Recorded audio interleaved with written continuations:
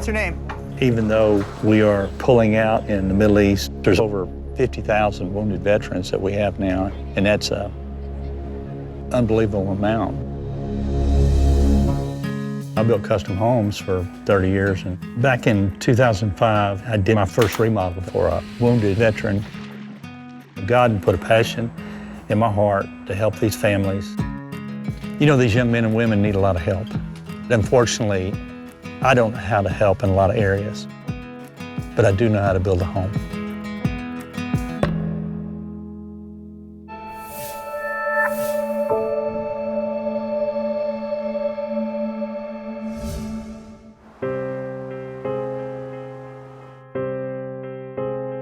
I joined the Marine Corps in 2007.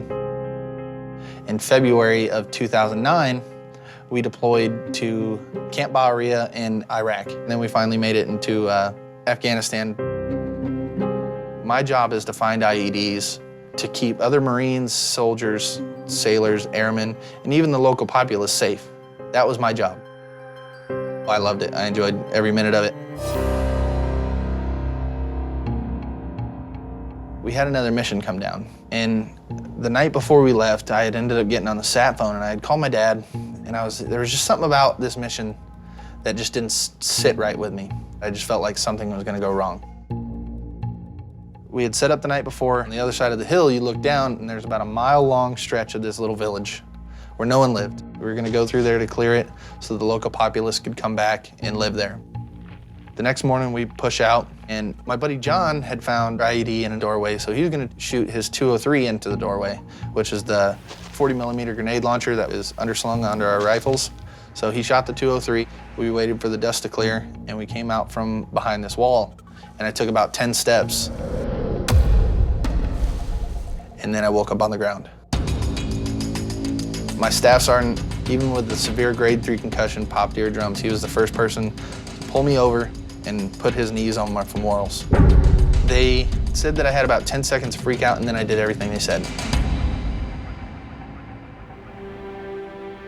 My injuries originally, I was missing my hand.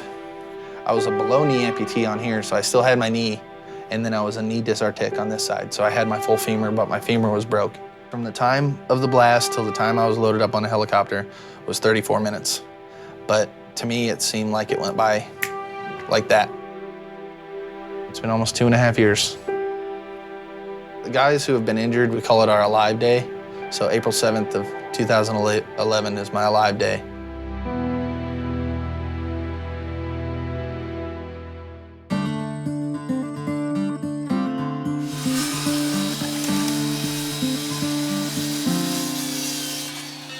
I noticed the garage was wide enough to where you can get in and out of this vehicle. I'm Dan Walworth. Operation Finally Home is an organization where we build homes and help our wounded heroes. Let me show you a few things in there in the kitchen. Back in 2005, I got a telephone call from a friend of mine, and he had a friend of his that his son was a Marine. And his son was injured by a roadside bomb, had severe head injuries. He wanted to know if I'd go over and talk to the family about remodeling their home because they were going to bring Stephen home. He wants his family to be able to use it, and so he wanted the countertops at normal heights. I built custom homes for 30 years, and I really was prepared to go there and just tell them that I didn't do that kind of work. We are moving the microwave around to this end, so that'll be accessible. That's great. So when I got there, the father showed me a picture of Stephen before he got injured and then after he got injured. And it just broke my heart. His situation was just terrible. And I opened my big mouth and I told him, I said, we'll take care of it. We walk back here in the master and show you a couple things. The job ended up being about a $100,000 remodel, but we didn't spend a dime. Everybody donated materials, time, labor. I think the only door in this house that's not oversized, accessible, would be the guest bathroom. So after we did that project, I went back to the guys and I told them, said that was really, it was something good. I said, maybe we need to reach out and see if we can help more. And so from there, it just kind of grew.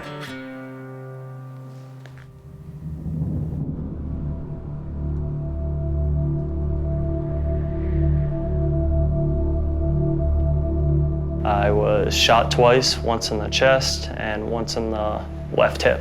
The IED hit me in the face and neck. I had severe shrapnel damage. From the second that went off, I went totally blind.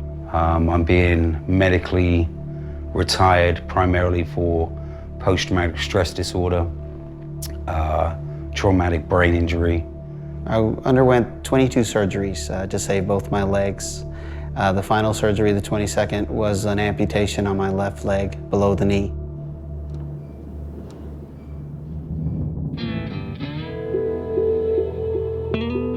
What do we have them show up at 11 and then he could do lunch with the guys and kind of talk to them and thank them for building his home? Back in 2009, I was still full-time builder for profit and trying to grow Operation Finally Home. And it just got to be too much. And I met this wonderful guy that was working for another nonprofit, and we just hit it all. Well, I'm gonna pass the ball to Dan, so I have no problem doing that. Dan's marching orders to me were, I want to go national. I want to expand. If we do a flyer, I can send it out to the local radio station. We're a perfect odd couple. He knew the building system. I knew the military and the nonprofit systems. We're building a home up in Dallas with the Retired NFL Players Association there. And then in 2010, Dan would be selected as one of the top 10 CNN heroes and the floodgate would open. Ladies and gentlemen, it is my honor to present CNN hero, Dan Walrath. I really believe in my heart CNN heroes is probably the biggest thing that ever happened to us. The true heroes are servicemen and women who stand in harm's way every day to protect our freedoms. It's opened up a lot of doors. It's opened up a lot of opportunities. We went from 4 homes and 1 remodel in 2009 to over 80 homes in 17 states. The first thing we do is find a builder in an area we can build in. Have a town hall meeting, get all the suppliers, contractors, everything donated to do that home. We do not take applications. The main reason is that the majority of these families have already been through enough heartache that we don't want to take 500 applications for 1 home and then have to tell 499 families they're not getting it. So we'd rather go find them than they find us.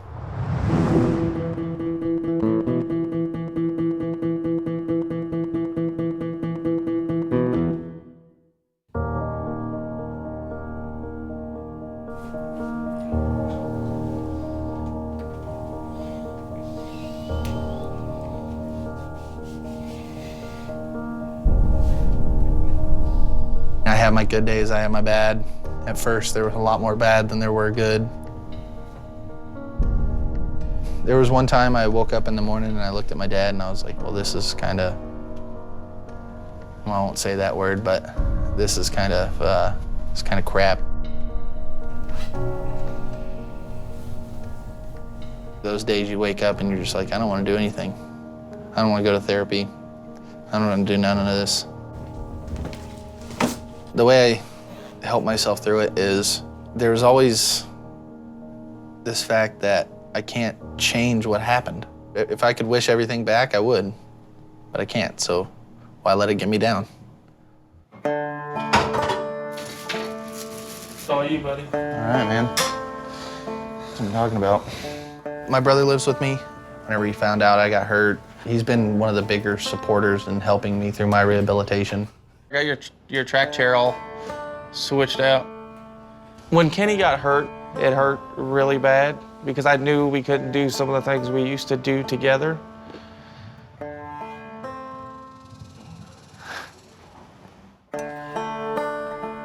Most of my job is devoted towards Kenny. Somebody needs to be at the house with him right now, whether it's to help him into the bathtub or if he needed to go somewhere and his chairlift broke in his truck, I picked him up, put him in his truck.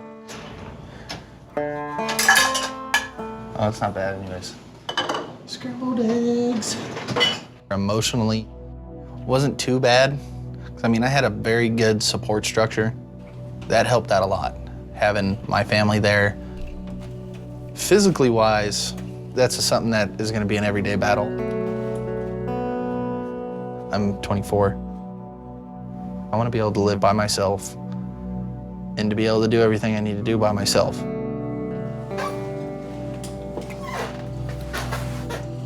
This took me a little bit to perfect. This apartment that I live in isn't bad, but it's not set up for my needs. What are we doing? We can't reach things. The doors aren't as wide as they should be. The microwave, I can't really see in there, so everything, like I can't just stir something in the microwave. The bathroom isn't as big as it should be, so I can pull my wheelchair in there easily. Some of the shelves are too high. Got this.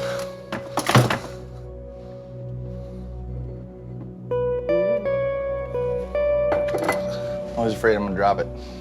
It kind of bugs me at night when I go to sleep. It's like, well, what's next is the big question.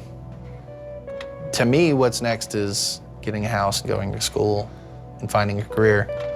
But it's when it's gonna happen is the big thing. Everything is kind of on hold right now until I get a place that is mine and set, and that's where I'm gonna live, and that's where I plan on staying.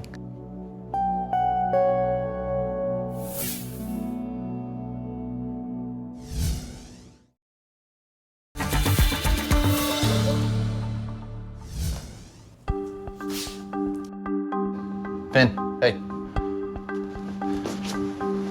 Sit. Finn was my bomb dog, and the gunny who was in charge of all the dogs in the Marine Corps came to visit me while I was in the hospital. And I asked him if I'd be able to get my dog. And he said, we'll get you your dog. Leave it. It's great having a dog that I went through so much with. All right, you can get it. As a pet. He just grew into the life of watching TV.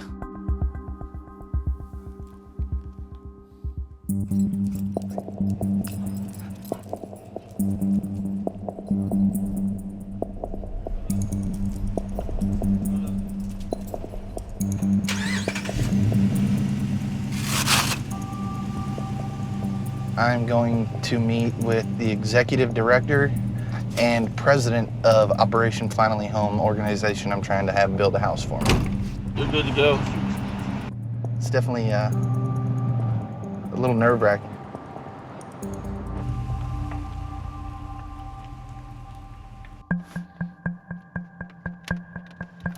Come on. Good morning. How you doing, brother? Good to see you. Hi, Ken. Dan Walter. Nice to meet you, Nice Kenny to meet Kalish. you.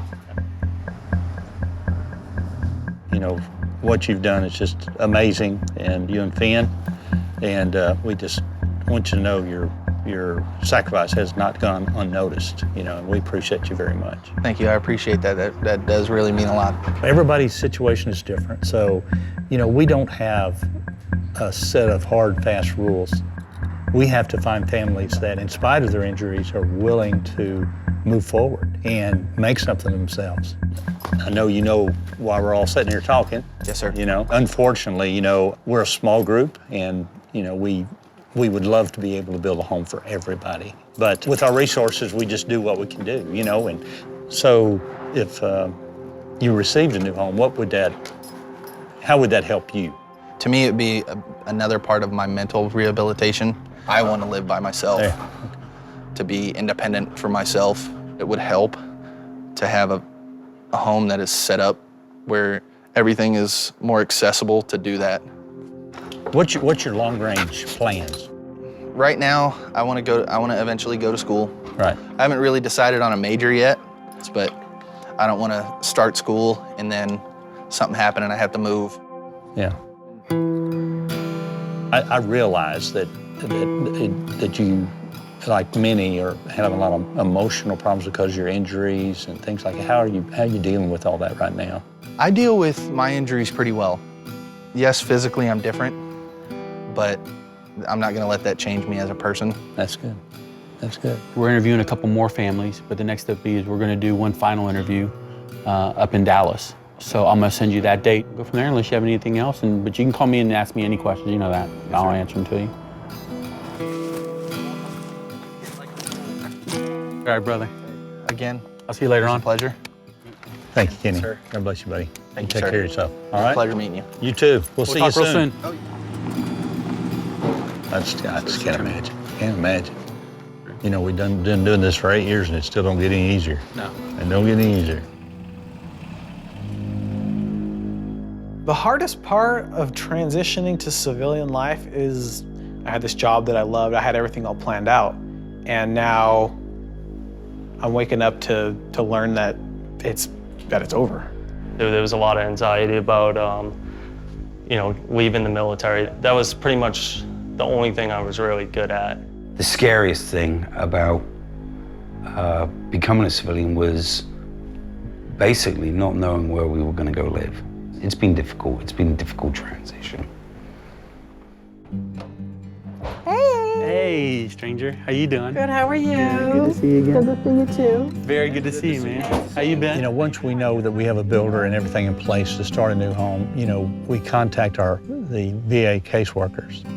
They have been dealing with these families for sometimes 2 and 3 years, and they really know the ones that are moving forward with their lives and not letting these challenges bring them down. We always like hearing about the new ones. Yeah, boy, we got several coming up. We're going to have a build, if y'all want to write it down, Victoria, Texas. Mm-hmm. Nashville, we have another one coming up in Nashville. In Houston, Oh, I have such a good candidate for Houston. we're very interested in the family you sent me, the Stephen Jackal family. Is there any updates on him? I know he finally retired, fully retired, got his He is Purple out of Heart the Medal military. presented to him. Yes, sir. He's out of the military now. I think he's still living in Operation Homefront, those apartments over there. Right. So, We're going to push forward and actually do an interview with him and meet him and the kids and the wife. Dan's going to meet him tomorrow. he's a hero, yes. Oh, absolutely. True American hero, Yeah. yes.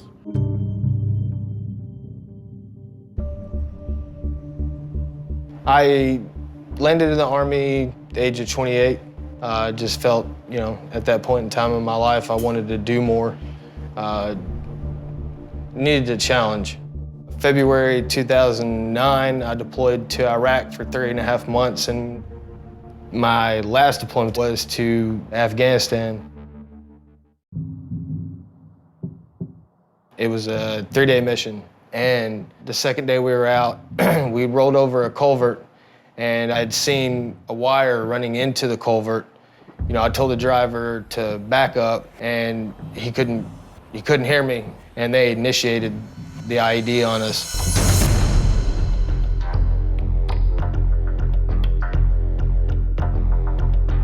With the force of the vehicle being lifted up off the ground, I lost consciousness. As I woke up, I tried to start moving my body, and that's when I realized my legs were broke. The gunner was pinned, my dismount was pinned. 2 guys in the front were knocked out. We were trapped inside of the vehicle. Then pop shots from the ammo can started because a fire apparently had broke out from underneath the vehicle where the IED had came up through. Here we are in a vehicle. I got 2 broken legs, and I was just like, you know, I don't know what to do. You know, is this it? This is how I'm gonna die.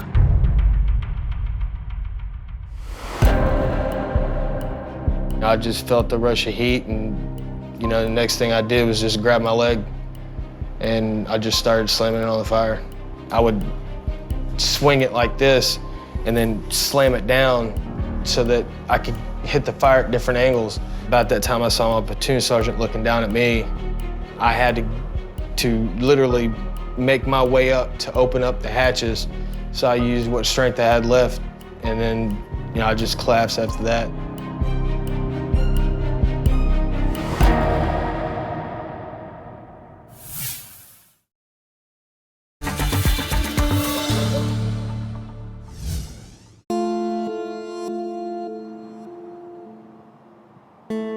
One of the biggest challenges is transitioning from military life to civilian life.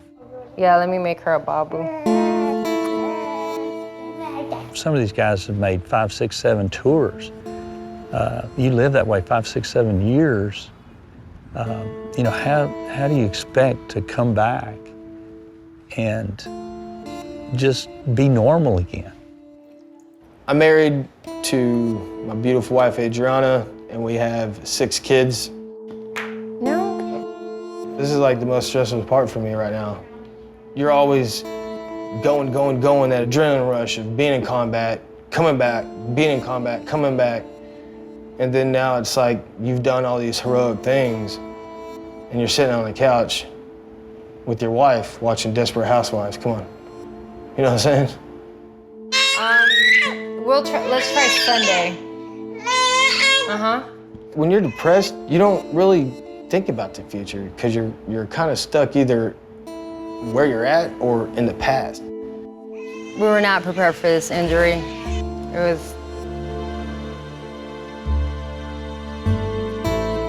was hard.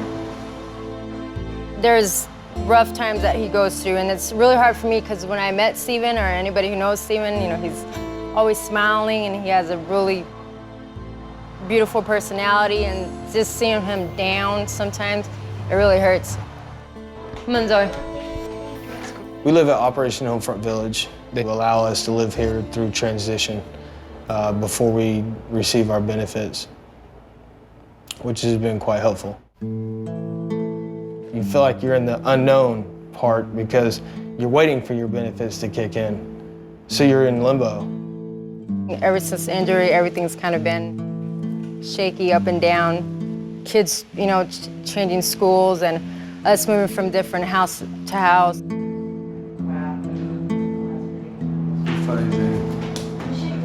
I'm dealing with all this anxiety. I'm dealing with all this other stuff. But my family is so supportive of me that I'm always hopeful about the future.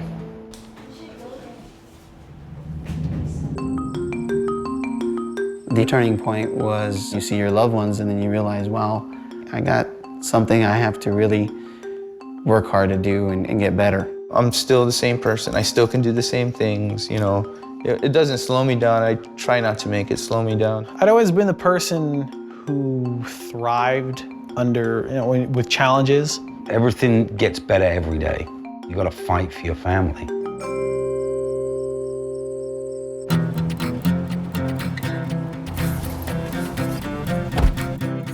I started taking adaptive scuba diving, which is a class, you know, you just go in and due to your disabilities, you learn how to dive.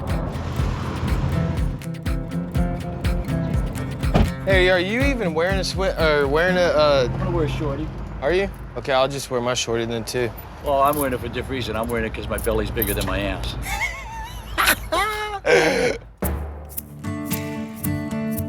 Getting in the water, it feels like time slows down. You know, you can relax and just dive. Dealing with pain up here on land versus no pain in the water, you know, where would you want to be?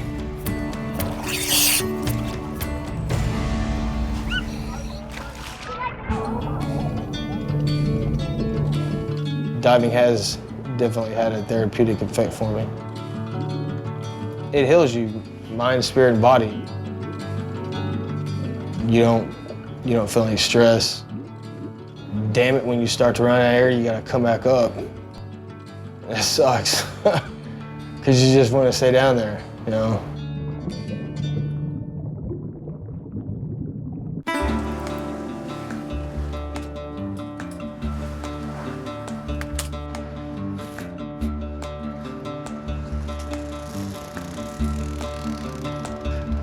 That's how I get down the hill.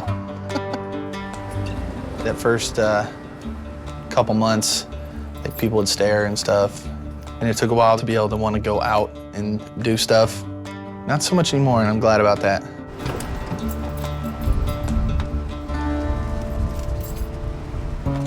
That was the biggest thing when I first got hurt, is because I wasn't able to drive. I was just really tired of having to have somebody chauffeur me around. They had to teach me how to drive again, basically, with hand controls. That was the starting of my turning point. I think it was 2 days after I got my license, I went and got my truck. My stepmom took me to go pick up my truck. I got in there, and she took a left, I took a right, and I just went for a drive. I like driving. And I got lucky that I didn't lose my right hand, because I'm right-handed. So I still can do a lot of things. The old driving hand on. It's just nice being able to get out. Gotta get the old oil change in the truck. I'm a little overdue on it.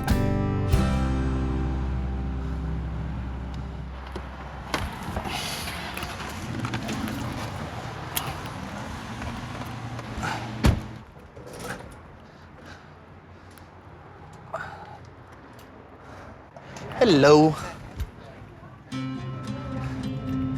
You just need a regular oil change, right? Yeah. I have the worst signature in the world. All right, I'll get them started on this right All right, thank you. Living the life. I get that house built, I'll end up probably living by myself and be able to cook my own food. All right, we'll meet you inside. I might not mow the lawn. I might have somebody mow the lawn for me. I'm hoping everything goes well with the interview. Thank you. But we'll find out soon, and I can't wait.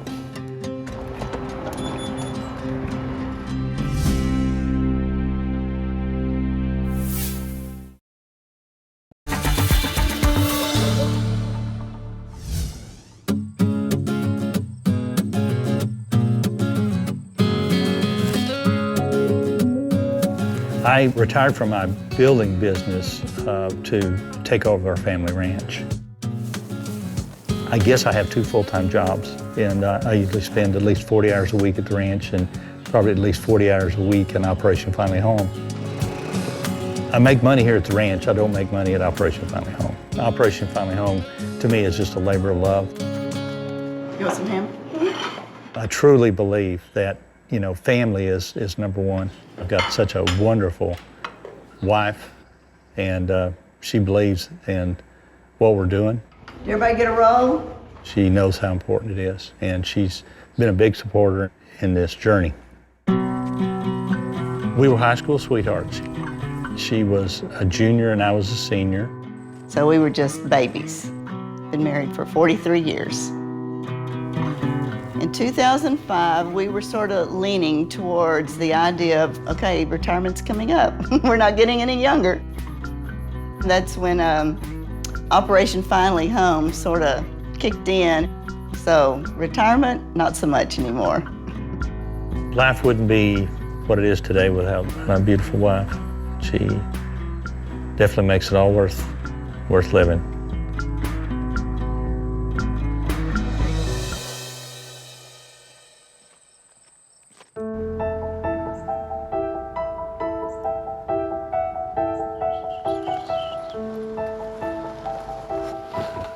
Hey. Dan Walrus. Steve Jackal, how you doing? Nice to meet you. What's up, stranger?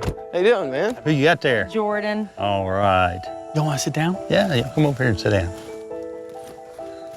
First of all, I want to thank you for your service. And Adrian, I thank you for, you know, I know that you've sacrificed a lot for him to go off and do what he does. But that said, what would it mean to you if y'all were awarded a new home? For me, especially the kids, it's like you get moved from here to there to here to there to here to there, and then it'd be nice to take a breath. I think we would be at peace because right now everything's up in the air. Everything's just, you know, and I don't know. I think it would be a big weight off our shoulders, you know. What we found out is when a veteran comes home, it's just a ripple effect. You know, we have family members that are developing secondary post-traumatic stress disorder because of the stress and anxiety they've been under trying to take care of the family. You know, the wife ends up having to be the caregiver, mother and father. You know, we've got the builder in place, we've got our property, but unfortunately we have, you know, different things we have to go through. And what we're going to do is invite y'all up to Dallas. I'll send you the details. Right. But that'll be the next interviews with our builder up there. Awesome. Yeah. You have a good day. Well, thank y'all so much for coming out. Yeah. You know, one of the things I always look at is how he looks at her and how she looks at him, you know, and how they connect. And you can see there's a lot of love and yeah, you can see that. Yeah. Unfortunately, the easiest part of this is finding families. The hardest part is deciding which one to build for.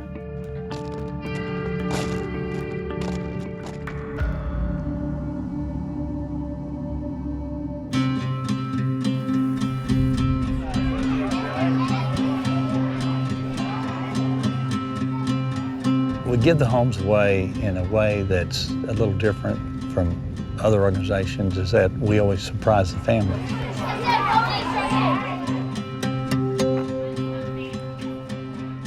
You look good. You do me off from here. Kenny's surprised. We had told him that he was coming to Dallas for a final interview. Everybody, the veteran is at the sales center. They're going to be heading this way shortly.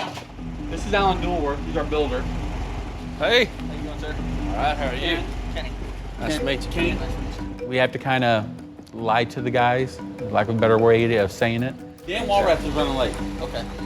So instead of making you wait here, what I'd like to do is take your mom. Did you bring Finn with you today? Yeah, he's in the back. Okay, let me take your mom and dad in my truck, and I'll follow. I'm gonna put Alan with you, and we're gonna follow you, and just show you around the development. Okay. He wanted to know if he could bring his mom and dad with him. And so, of course, we said yes. Take a right here. Alrighty. So, is your mom and dad from this area? No, my dad is originally from Connecticut, but he actually lives up by Gainesville. Your son's wonderful. We've interviewed him a couple times. He's been great to deal with, got a great attitude. And just to pair of y'all, we're taking him out to his lot. Probably have about 200 people there and gonna tell him we're building his home. Oh, wow. So I just want to tell you thank you for creating such a great son in his service.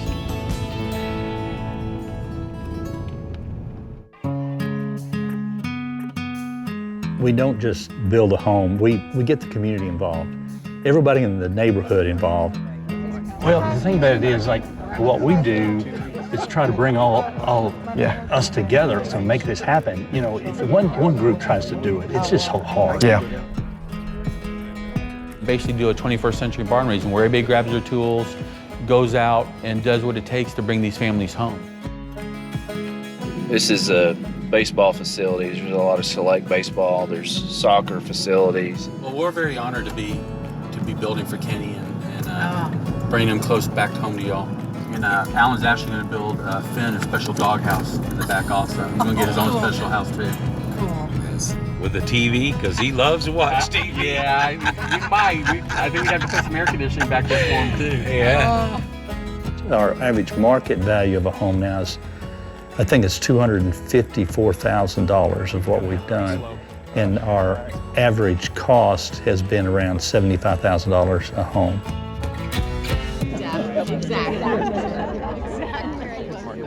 SouthStar Communities, this is a SouthStar community, has donated an acre lot. So he's going to have an acre of land.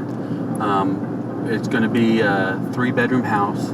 He'll have a roll-in shower. He'll have the counters where he can roll underneath them. Everything will be accessible to him. That's awesome.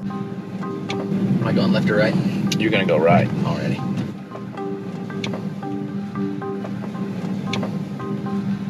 Uh-oh.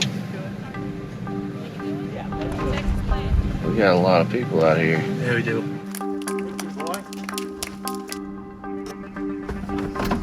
This is awesome.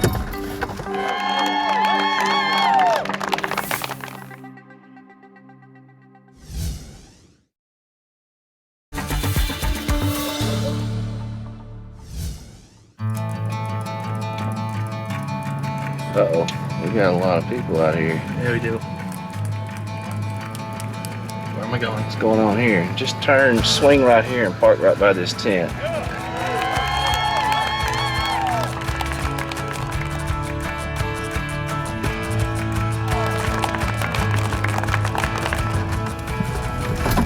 This is awesome.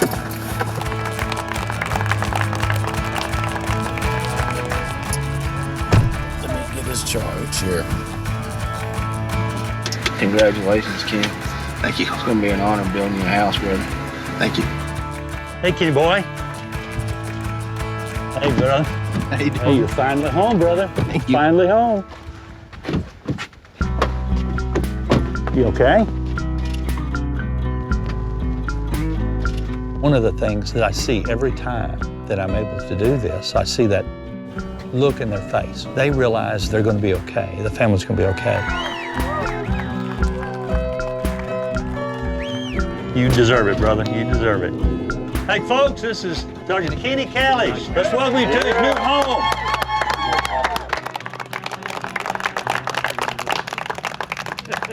I just want to take a few moments to thank everybody here to make this dream come true for Kenny. God bless you, Kenny. We love you, man. Thank you.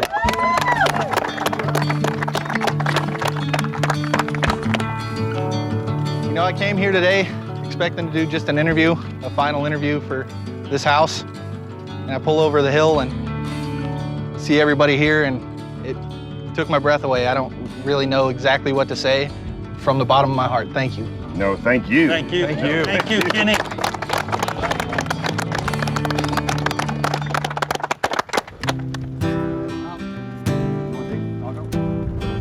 I actually really don't know what to say on this. It's got me at a loss for words, really. And I come over that hill, I was gonna have a heart attack. What's that? You want my autograph? I can do that. The highlight for me today, the kids, they all swarmed all over Ken and actually wanted to talk to Ken and actually find out his story and treated him like a hero. They're asking for his autograph. You know, I really enjoyed myself. I was planning on staying in, but when I got hurt, I decided to get out and move on to my life. Bring the community together to bring Ken home. It's just awesome. You look at Kenny and, you know, we can never repay him for the sacrifice he's made, but, you know, that doesn't keep us from trying.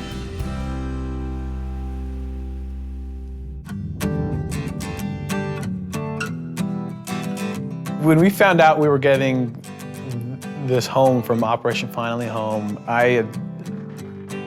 it was just disbelief. There aren't words that can describe the emotion.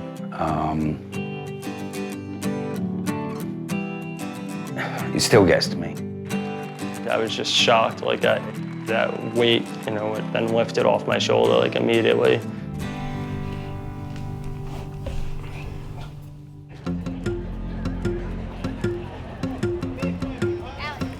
You know, in the case of the Jackal family, we had told them they were coming for an interview. We told them that, oh, by the way, we have some tickets to a concert. One idea that I had was in my show I do a song called Moonshine Road. Thought after that, I'll tell my band we'll break, and I'll just say, you know, we have a real American hero with us, ladies and gentlemen, and you know, I'd just like to take a chance right now to bring him out and let you say thanks to him. Kix, he's an amazing guy. He gets what we do, he understands, he believes in us. Really glad to be a part of it. Thanks for letting me. All right, guys. When we got there, we told them we had realized there was a friend of ours there that looked like he's going to be able to get us backstage. Would they like to go backstage? Of course, they said yeah. Still had no clue what was going on.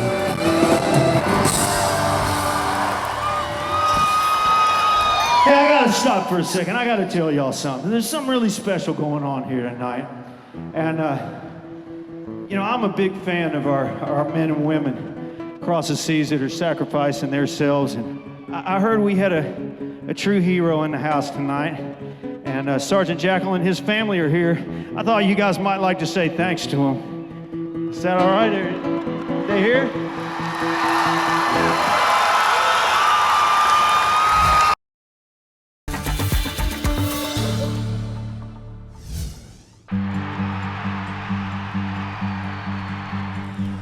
I heard we had a true hero in the house tonight. And Sergeant Jackal and his family are here. I thought you guys might like to say thanks to him.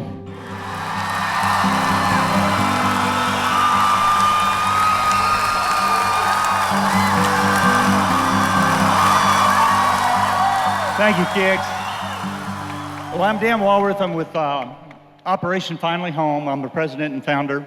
We build mortgage-free custom homes for our wounded heroes. Now tonight, like Kix said, we've got a special guest here. We have Sergeant Stephen Jackal.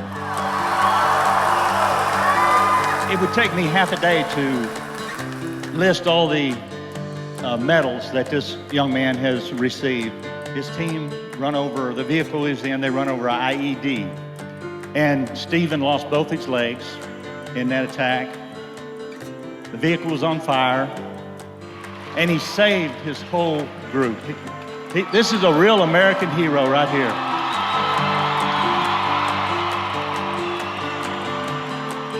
And ladies out there, let me tell you, this is a strong woman. 6 kids at home, a husband overseas, loses 2 legs, and she keeps that family together.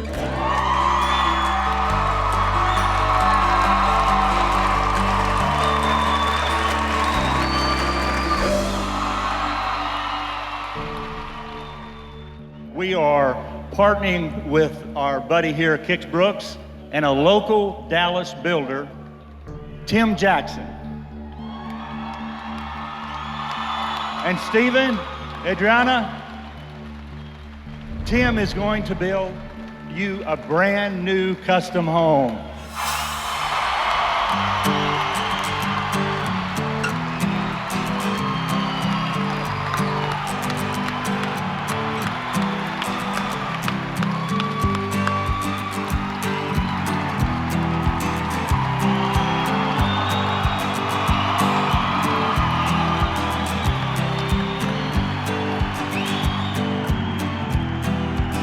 Let me introduce a true American hero, Sergeant Stephen Jackal.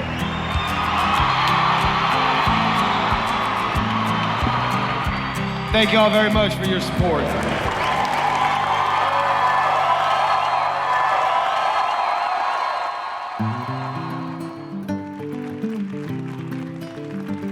You know, at Operation Finally Home, we're not just building homes, we're rebuilding lives. If Operation Finally Home did not do this for us, we wouldn't have the ability to go for our dreams in life.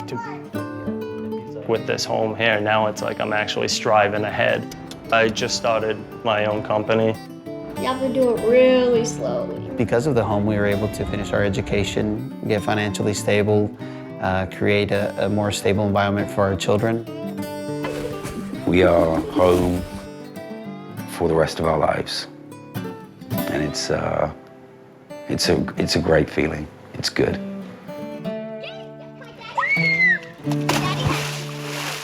You know, at Operation Finally Home, our goal is to provide a new home for every wounded veteran and his family. I know it's unrealistic. You know we can't save them all, but we're gonna save as many as we can.